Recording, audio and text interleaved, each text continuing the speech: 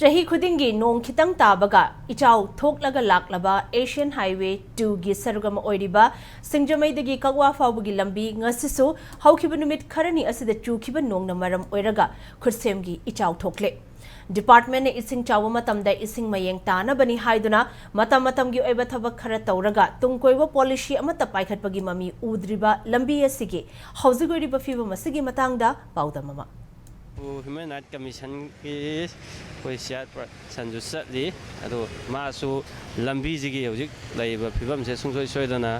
uramagani hojik miyamna uribasi akoigi gawagi samudra torban sunate aduga manipur gi na loktak pa sunate mafam asi akoigi manipur gi works department gi laiba engineer singbu maithiba pirakanda sahi khudingi akoi nong khitang subaga Isau thon bangamba Asian Highway number 2 akoigi Singjamaidagina koi kawa phawbuda laiba phibamni phibam asi haukiba numit kharani asida nong subaga ising thummaga laiba phibam asimaktani maroina works department gi engineer singna haukiba sahi gyadagi ising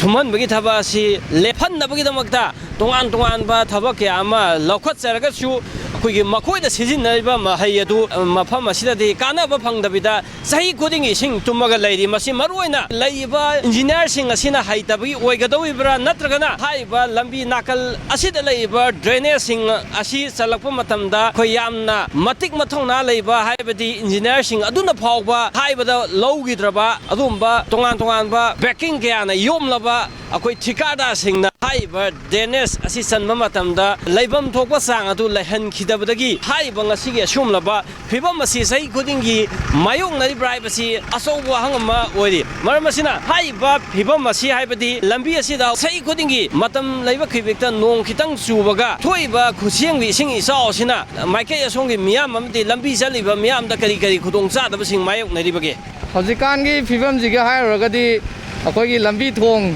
iram nala se yamna nungaitre haitare haidi mari leinaba department da phatang miyeng yam thuba mong da chalaningi kairo lekai singna ju akoigi iram nala je isa na gyan tana phatawak thilang thokpidaba phunjalandaba sisu maru oy government side di yam haining wal like yam lai ha lambi se phajana slope line chendha kadaba jaga am da sem da ba kuda ki phakha ta kola kitang kola ta tungi plan yang da haitare future plan sungang khandana suri bathawak se si kitang de moi semdoni drain si Singjamaidagina koi Kansipur phau yor koi gisida Kansipur ga Singjamai ga asomjina tonghowraga mayai sina kutpagi phibam ama leire apa ka lampak sida ising chenchalaga thumjalakpa masina maram oraga team preparation jo achau chei thengma pidana ngasi koi SSU gi 3rd division ILEX ka team masigi practice tawwa sida bauta yamna chawwa panba mo helle as janu ai lore masidi amtabu thenadri laiba Manipur gi works department gi engineer sing na su ahen ba mieng sang ba loina na Manipur lenga ki maikai dagi shu assume laba akoi gi Singjamai gi amadi kawa gi area da thoiba khusiem gi sing isao asibu akoi gi chapchana thingnau gi damakta haiba laiba drainage sing amadi drainage sing asina ising ta ga doiba maram sing asi